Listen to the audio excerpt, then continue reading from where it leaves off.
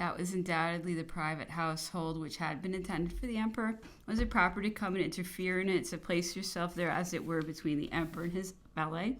The important mission of the governor of St. Helena could have no other object than to watch over the outer enclosure of Longwood, but scrupulously to respect the asylum, the domestic arrangements of the interior. Ought he to have intruded into a family circle? Be that as it may, you saw the servants in order to verify their declarations without reflecting on the intolerable insult offered to us by that solemn measure. If your laws required such a security, you had so many indirect means of obtaining the assurance which you wanted. We therefore only saw in such conduct a preconcerted plan to humiliate and insult us. We said to ourselves that they had sent us a mere jailer from England. Our hearts were oppressed, our hopes fled, and the breach was made. On the other hand, your countenance began to assume an impression of hostility and dissatisfaction. The words that passed between us were far from being of an agreeable nature. You often repeated, we were informed, and you yourself even told us that we suffered ourselves to be strangely deceived respecting our situation. What does he mean by that? Said we to ourselves, how could we possibly deceive ourselves? We were in the Tuileries and gave laws. We are in a rock and we're chains. To see that, to speak thus, is to deceive oneself? Is it the ease and freedom of our manners that surprises him? Would he wish to see us obsequious? Does he think us proud? And why should we not possess innate pride? And what is there more natural than that our pride should increase in adversity? Is it not rather he who is deceived and misapprehends his situation? Does he not know that condescension is becoming to power and adds luster to it? Can he not see that his glory is not to subdue, but rather to conciliate us, and that he is depriving himself of a noble page in the annals of history? If the manifestation of ill humor could ever be allowed, it ought only to be us, the victims of oppression. Does he think himself surrounded by common objects, or placed in circumstances of common occurrence? The Emperor Napoleon has only lost his throne. A sudden reverse of fortune has deprived him of it. Success would have fixed him on it. He has only lost perishable possessions, but all his sacred characters still remain. He is still the elect of a great nation, consecrated by religion, sanctioned by victory, acknowledged by all the sovereigns he has created sovereigns. The actions he has performed are wonders. The monuments he has erected cover the earth. His name fills the world. His institutions, his ideas have been adopted and imitated and now shine amongst his enemies. He has only lost his throne. He has preserved all the rest and still commands the respect of mankind. The governor is mistaken. We do not deceive ourselves. We also heard that you did not behave with as much attention towards us because, as you would, we were wanting in marks of respect towards you, and you victoriously used against us the great advantage which you possessed over us in that kind of warfare, though we were entirely ignorant as to what want of respect you could complain of from us towards you, and what particular marks of deference you required. Things were in this situation when a lady of distinction arrived in the island. You received her at Plantation House, and in order to render yourself agreeable to her, and no doubt to satisfy her curiosity, you went to Longwood to invite General Bonaparte to come and meet your guests at dinner. But could you think of a such thing? Do you really conceive it possible that your invitation could be accepted? And what embarrassment would it not have caused you if it had? Would you have given to your guest the title of General, which from circumstances is become an insult to him? Where would you have placed him? How would you have treated him? As General of Division or Commander-in-Chief? Sir, each idea, each word is an insult. And to whom did you offer these insults? To the proudest mind, perhaps, in the universe. I must confess it, when I read that note, I turned pale with surprise and indignation, but the Emperor, calm and unmoved, ordered me to give the note back to the Grand Marshal, who asked what answer he was to return. None, replied the Emperor coolly. Good God, What must have been his feelings at heart? What sensations did we not experience? Would you not have experienced yourself? No doubt, in reading this, you will regret the circumstance and would not act again in the same manner. Almost immediately after this, our individual grievances began. A stranger came to see us at Longwood, for we had not then been placed in that state of absolute seclusion which must infallibly hasten death in his horrible abode. He was going to England, and was, he said, to return here 5 or 6 months afterwards, and earnestly entreated me to allow him to be of service to me in London. You are aware, sir, that St. Helena offers no resource whatever. I therefore gave him my watch to have it mended, being unable to get it done here, and also sent him by my servant an old shoe as a pattern. If I am entering here into such ignoble detail, sir, circumstances compel me to do so, and must plead my justification. Some days after, the stranger sent me back these things, accompanied by the politest letter possible, in which he apologized for not taking charge of them, the governor having forbidden him. He said to do so unless the articles passed through his hands, and unless my requests were addressed to him directly. Not receiving any answer from me, he repeated this to me several times, by way of instruction how to act. But I took special care to make no reply. I would rather have gone without a watch for the rest of my life, and walked barefooted. I had felt the insult that had been offered to me, and I endured it in silence. What better can we do when we feel we are unable to obtain any satisfaction? Could I besides send my old shoe to a general, to a governor? It would only, it is true, have been following his own instructions to the letter, but did I owe no respect to myself? I therefore concluded that this was an intentional affront offered to me personally, and I ask you, sir, would you not have thought the same thing? Had it not been so, said I to myself, Sir Hudson Lowe would have done me the honor to call upon me when he came to Longwood. He would have told me that he had learned accidentally that I, contrary to the regulations, delivered some articles to a passenger for Europe, that to oblige me, he had immediately given his permission for their being allowed to go, that he now informed me of the regular way of proceeding, which he should request me to follow in future, whatever my previous disposition might have been. I should have felt the delicacy of this conduct. It would have won me. It would, at any rate, have embarrassed me considerably, and I do not think that Sir Hudson Lowe would ever have another occasion to complain of me on that subject, but such was not to be the case. However, as I am an enemy to broils and quarrels, and as this was personal to me, I kept it secret for some time. It at last became known through an accidental circumstance which contributed not a little to augment the sum of our sorrows and vexations at Longwood. One of us had engaged a servant some days since. You met him at the door of the house, and you arrested him with your own hand near that threshold which, up to that moment, we had considered sacred. Fortunately, the emperor was walking at some distance, otherwise the act might have been executed in his presence. He has dishonored the narrow space in which I moved, said the emperor, speaking of you, when the fact became known to him. Probably our habits and feelings are unknown to him. He does not know that all the gold of America, that heaps of diamonds, cannot atone for such insults. You have subsequently affirmed that you did not know that the man belonged to one of us. I believe it, but that ignorance, the precipitancy with which you acted, the act itself, which must still remain on record, are they not sufficient evidence of the want of regard on your part, which was well calculated most sensibly to wound our feelings?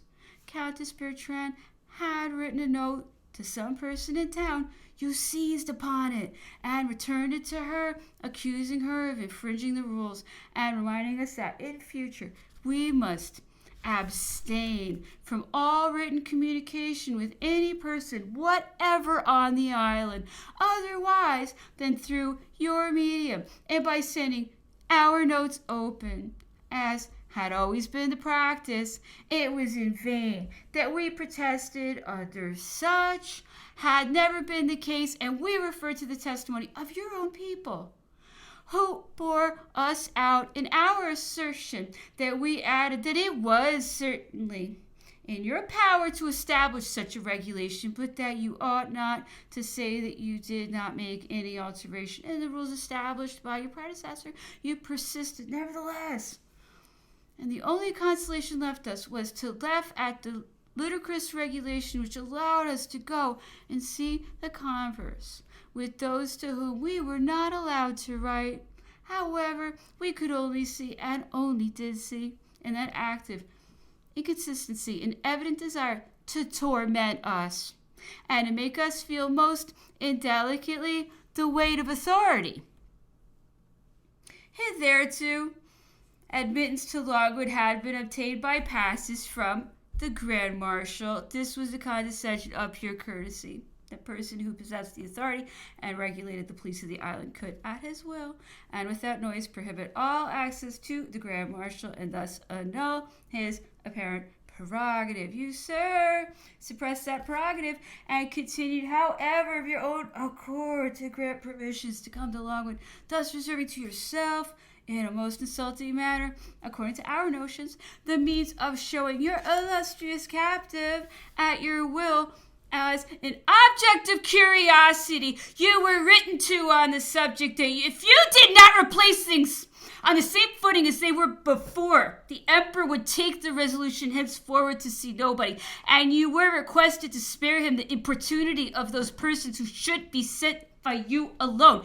What was your answer? That you were very sorry to hear that General Bonaparte had been importuned by visits, and that you should immediately adopt the most active measures to prevent a recurrence of that inconvenience. And from that moment, you placed us in a state of almost absolute seclusion. This measure, and especially the irony with which it was accompanied, shocked us extremely. The latter appeared to us barbarous and filled us with indignation. But this was not all. Some of your agents, or I know not whose zeal no doubt went beyond your intentions, circulated everywhere a report that the emperor would no longer see anybody, and that he complained of having been importuned by several persons. This report became general in the camp, in town, and everywhere. I have, for my own part, undeceived 3 or 4 persons who believed it. And you feel surprised and offended at the mistrust, the doubts which were entertained concerning you at Longwood. You, sir, have repeated to me that you would wish above all to judge after having been examined. Both sides pass, for an instance, our side. Judge upon these facts and decide. Our horizon then began to assume a much darker aspect. We were daily losing ground. Terror surrounded us. People began visibly to shun a spot upon which a malediction had been cast, and we were rapidly going towards a state of complete seclusion. Your own notes, however, were far from representing things in this light. They appeared to us to be put together with great skill. One in particular struck us most forcibly.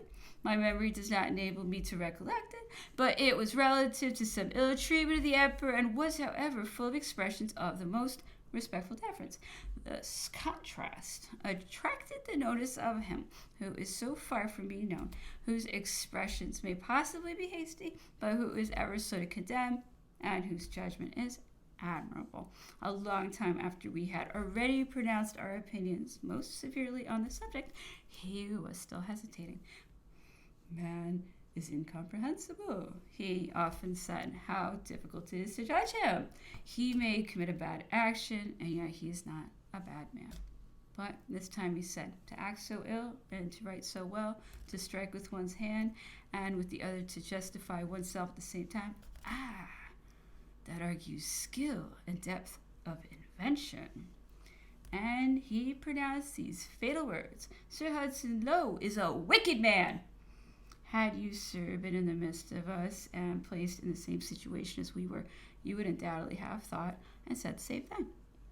We are now going to touch on a delicate subject, that of the expenditure. It was one day notified to us that superior orders enjoined to you to reduce the sum allotted to our expenses from 20,000 odd to 8,000 pounds. That if the emperor would make up the difference between the two sums, things should remain on the same footing as they were, but that in default of that, reductions became indispensable. The emperor had no money. All communication with Europe is forbidden to him. You proceeded to effect reductions. You yourself considered the sum of £8,000 to be absolutely inadequate, and you took upon yourself, you have told me here, to increase it to 12,000. And you have appeared surprised that you did not receive any demonstrations of gratitude on that account.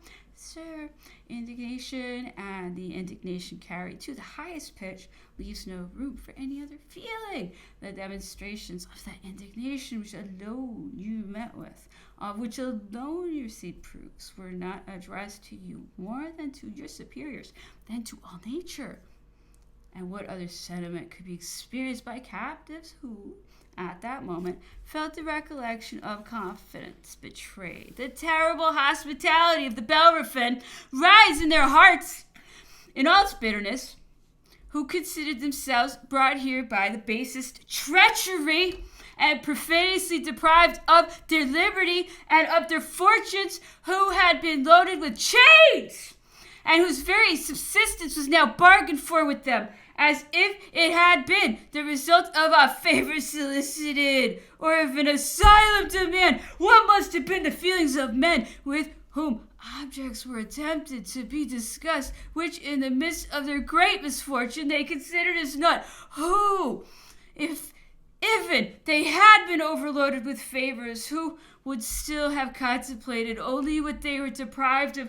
What could they feel when they were called on to attend to a calculation concerning the 3 or 4 dishes which it was said had been allowed to compose the emperor's table, or a dinner which he had been permitted to give once a week, and other things of this kind? This contrast of the cold calculations of the counting house with the tempest of our passions ought it not to have struck you yourself to offer the contemplation of such details to him who, not long since, had governed the world and created kings? To think that he could condescend to look at them, to listen to them. The pen drops from the hand, the blood boils. One knows not whom to accuse. Oh, noble, generous hearts of Great Britain, England!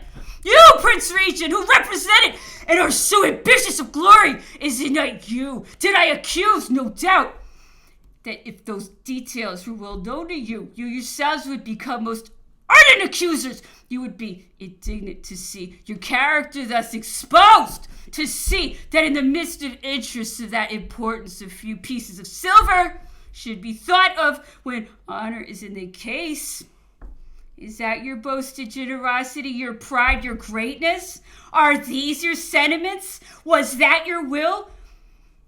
And is it thus that your great enemy during 20 years, that the man who in the hour of adversity esteemed you enough to seek a refuge amongst you in preference to sovereigns, one of whom had called himself his friend, the other had become his father-in-law, is it thus that he treated your name? Was this treatment intended by your legislature?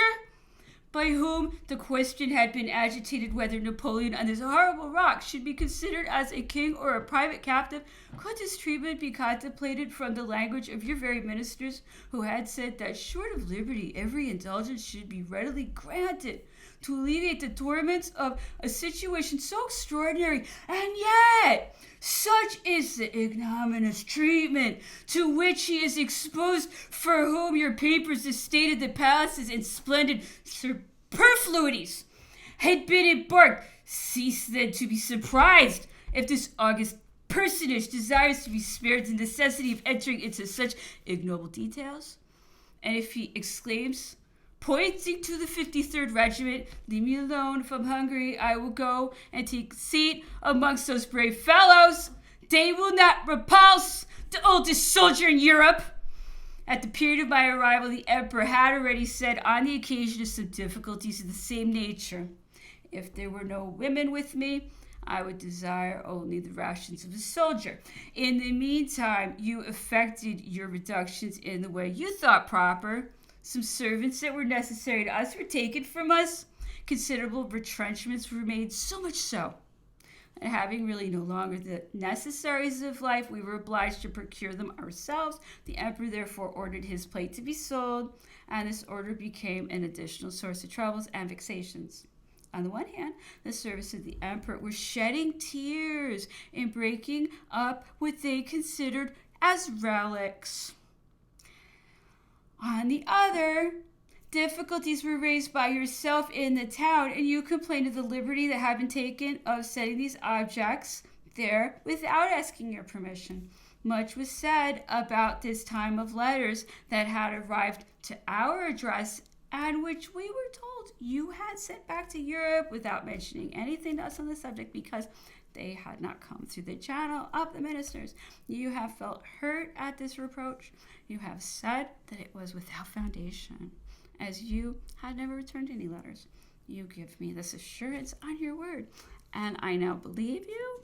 But at Longwood, we could not help laughing at the means you resorted to of calling upon us to state what those letters were and at what time they were sent back, for this could be known only to yourself.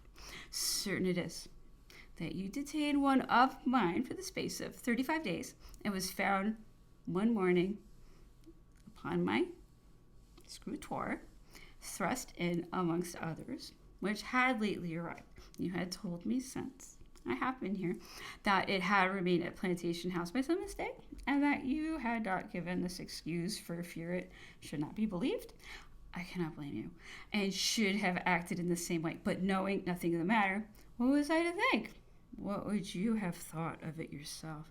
A circumstance occurred also about this time, which you will help at once to explain many things.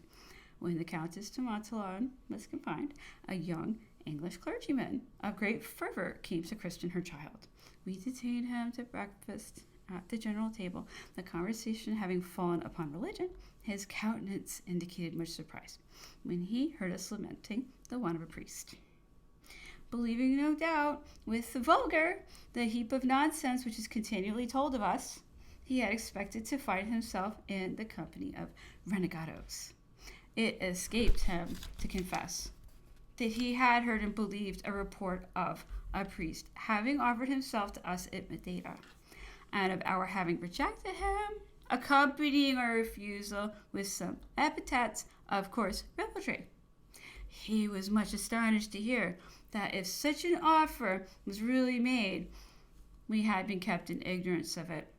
Availing myself of this circumstance, I requested the clergyman when breakfast was over to come to my apartment, and I naturally took this opportunity of describing to him our situation in a moral point of view. We had, besides ourselves, women and children who suffered a real privation from the absence of religious exercises. We were most anxious to supply this deficiency, though without noise or ostentation. Now, said I to him, this is an affair precisely within your province, and I confided to him our wishes, and entrusted it to his conscience to care of obtaining the governor's assent to them. No sooner had I uttered the word governor than I thought I discovered an expression of embarrassment on his countenance, which indicated the fear of compromising himself. So great was the terror that surrounded us. I heard no more of him. Is it that he durst not fulfill his mission, or that you required in this case, as in every other, that I should myself make the request? If I have not done so, it's because I felt embarrassed at the idea of the ridicule which is ever so readily bestowed on a subject of this nature, and likewise because I feared that we might not be allowed to select this physician of the soul, in whom a still greater confidence ought to be reposed than in a physician for the body, and that a stranger might be forced upon us who, far from affording us any consolation, would only have suggested to our minds the idea of an additional agent to watch over us, a spy amongst us. The notes on both these sides had assumed so warm a tone that you thought proper to put a stop to them, in order to avoid what you called insults and what we called truths, which might really be both the one and the other. You told us that at a later period you pretended that we had misinterpreted your intentions, but this was a quibble upon words. You imposed conditions which made it impracticable to correspond. You required, for instance, that henceforth, in order that any complaint might be forwarded by you to your government. It should bear the emperor's own signature. But how could you expect this? To whom upon earth could the emperor prefer a complaint? Where is there a tribunal for him, unless it be that of nations? To them only, and to God, can the emperor complain. Was it his complaints that were dreaded, when he was not allowed to write to the Prince Regent unless his letters were previously read? Delicacy, no doubt, seems to forbid this suspicion. And yet, what could be the motives for a measure equally insulting to the dignity of both these exalted personages? What intentions could he be supposed to have had? I will tell you those he really had. He was desirous, by the aid of so sacred a cover, to obtain in the only suitable way still left to him news of his wife and child, and means were found of persecuting him in that course which had appeared most natural and most delicate to a husband and a father.